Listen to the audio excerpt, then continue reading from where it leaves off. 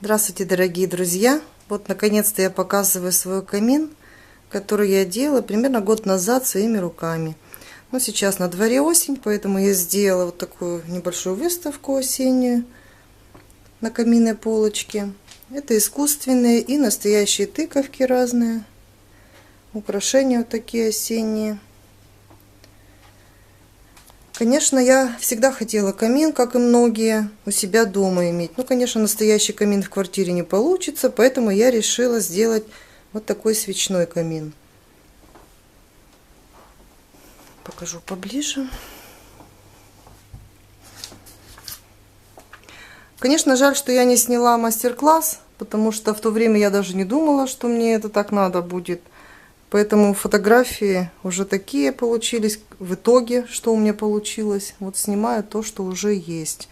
Конечно, в Новый год я буду его оформлять уже как новогодний. Здесь появятся новогодние украшения, елка и свечи, конечно, другие.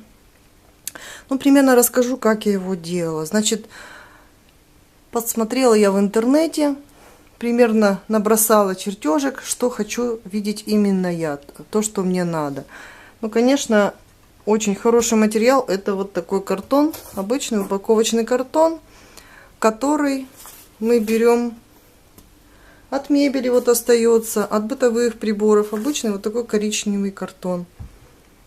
Сложила я его вот в такие вот, даже чертеж покажу, столбики. Вот получились вот такие столбики. Склеивала я, взяла тот размер, который мне нужен, по-моему, высотой метр. И квадратные они такие получились у меня. Так, и, в общем, два одинаковых столбика, и вот такая вот перемычка получилась. Все это я клеила, применяла клей, можно мастер, можно клей солид, которыми клеют потолочные плитки пенопластовые. Даже где-то скотчем скрепляла, таким строительным, крепким. Все не видно у меня получилось, конечно, все облицовано плиточкой. Так, значит, стоит он на пенопласте. Это не просто пенопласт, это такой строительный, как он, название у него есть, не помню. Утепляют дома, когда строят.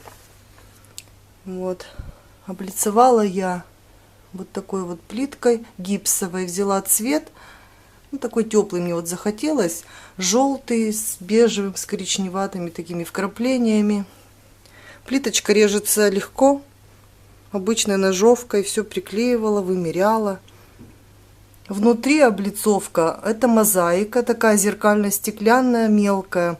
Тоже захотелось именно такой золотистый цвет, который отражает блеск свечи. Внутри зеркало приклеила,